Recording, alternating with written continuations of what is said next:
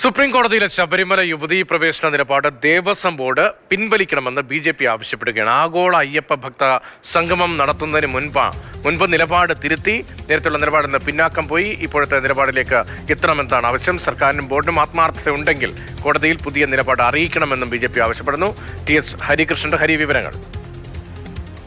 സംസ്ഥാന സർക്കാരും ദേവസ്വം ബോർഡും സുപ്രീം കോടതിയിൽ സ്വീകരിച്ച നിലപാടുകൾ, ശബരിമല വിഷയവുമായി ബന്ധപ്പെട്ട് സ്വീകരിച്ച നിലപാടുകൾ കോടിക്കണക്കിന് അയ്യപ്പ ഭക്തരുടെ വിശ്വാസങ്ങളെ മുറിവേൽപ്പിച്ചു എന്നാണ് BJPയുടെ നിലപാട്.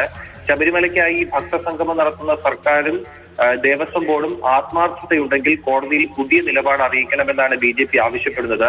മാത്രമല്ല, ഇക്കാര്യത്തിൽ പരസ്യ പ്രസ്താവന ദേവസ്വം ബോർഡ് നടത്തണമെന്നും BJP ആവശ്യപ്പെടുന്നുണ്ട്. നേരത്തെ തന്നെ ഈ അയ്യപ്പ സംഗമവുമായി ബന്ധപ്പെട്ട് MK സ്റ്റാലിനെ അയ്യപ്പ ഭക്ത സംഗമത്തിലേക്ക് ക്ഷണിച്ച സർക്കാർ നീക്കം BJP പ്രതിരോധിച്ചത് കൊണ്ടാണ് അത് പരാജയപ്പെട്ടെന്നാണ് BJP അവകാശപ്പെടുന്നത്.